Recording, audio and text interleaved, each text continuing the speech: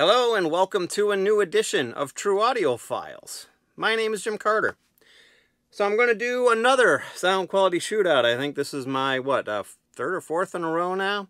I'm on a roll, I guess. There's just been several reissues that have come out lately that I've really wanted to be able to compare to some of my older copies of those albums and see how, how they stacked up. And this time around, I am going to do Crosby, Stills, Nash & Young, Deja Vu. I only have two copies, unfortunately. The one that I would like to have the most, which I'd really love to compare, especially after doing this shootout, is the Mobile Fidelity version, because I'll get into that later, and I think you'll understand why later. So I'll show you which ones I've got. The first one that I listened to, and first one I had, was this version, which is a German version. It looks like it's a mid 70s version, like 74, 75. I've actually had a really hard time finding an exact version of this on Discogs. I found ones that had the same jacket because it's got a different catalog number. I'm not sure if that's readable on there at all, but basically there's a different catalog number on it, and also the labels don't necessarily match up to for example, to the ones that had this this catalog number on it. Or I've also seen situations where had the label and the catalog number that's listed on the top be the same, but then the stampers weren't the same, so there's a different cut. So I just couldn't find the exact one, but it looks like it's probably mid-70s German copy. But the other kind of nice fun fact about this one is I actually got it at Goodwill, if you could see that. I only paid $1.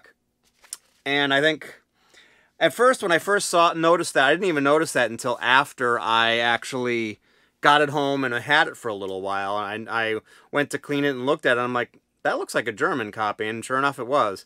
I thought it was going to be a lot more valuable than it actually is, but hey, I think it's worth like 11 or 12 bucks, so I still paid about 11th or a 12th of the price of what it goes for on the market. So I got a good deal on it, and it's in really good shape. So anyways, the next one, which is the whole reasoning for me doing the sound quality shootout, is the new 50th anniversary edition that just got released. Basically has a really cool gatefold, more of a gatefold, but it's got 4 CDs, which has got some demo stuff and alternative versions and just all kinds of different variations of it, plus the record of just the album itself, and a really cool booklet that comes along with it that's got a lot of great pictures and things like that.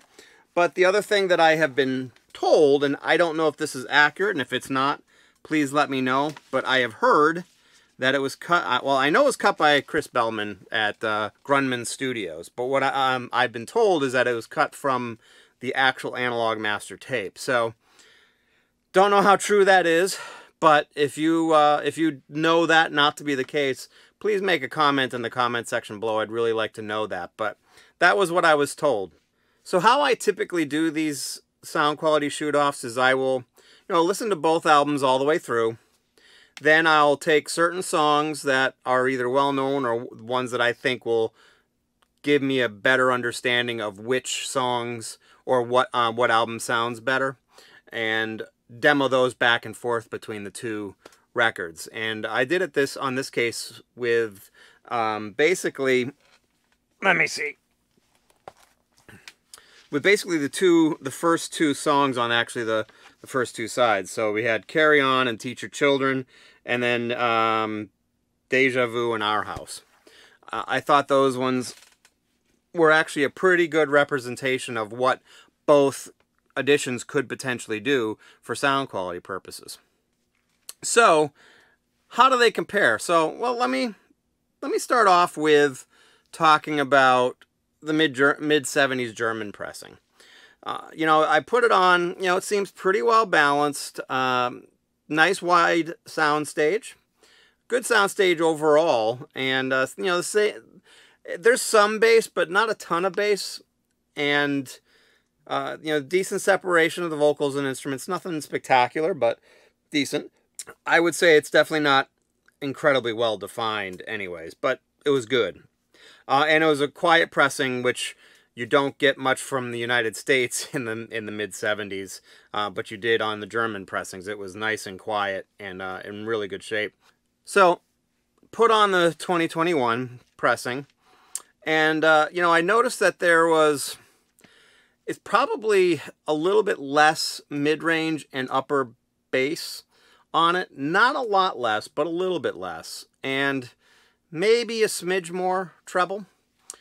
And what that did, or what it seemed to do for me, is it seemed like there was better defined bass. It was definitely not more, but you know, the bass drum and the bass guitar were definitely a little bit better defined. You know, cowbell seemed a little bit more realistic. Cymbals seemed a little bit more realistic. I could actually pick up also more on the reverb on the album. Just the overall sound stage depth sounded a little deeper, a little bit more natural, and you know, it just seemed more focused too.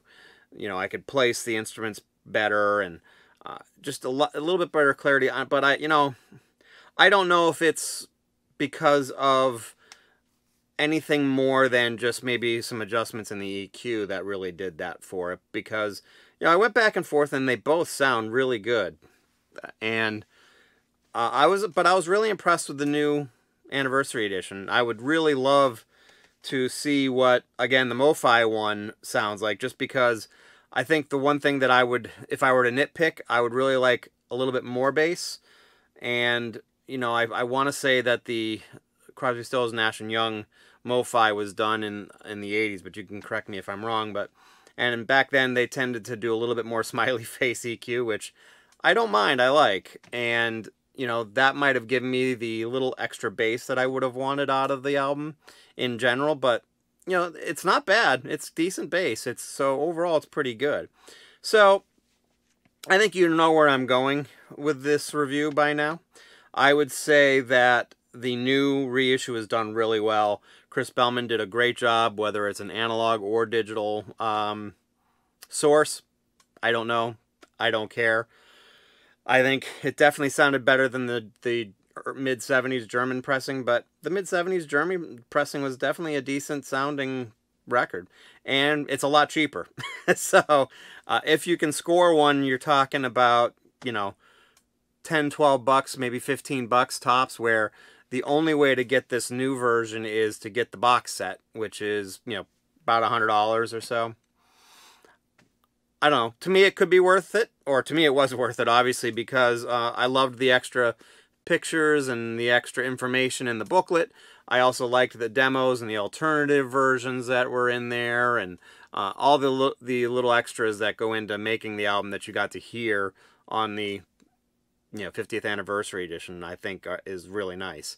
So if you don't want to spend $100, I think just getting an early pressing, whether it be German or US, I would say my guess or my thought process would be to get maybe a first pressing of a US if you can find one, which I still don't think that they're incredibly expensive, just because once you start getting into the mid-70s, the US pressings start to get a little noisier because they used lower quality vinyl because of the oil embargoes and the oil shortages and things on that nature. But I would say, like I said, early US pressing, European pressing from the 70s in general, and I'm guessing that the MoFi probably sounds really good depending on your opinion of smiley face EQ or whatnot, but I would really love to hear that one, because I think that would probably be my favorite if they didn't go too crazy on a treble boost of any kind, because I think that this album definitely needed a little tiny bit of a jolt in the deeper bass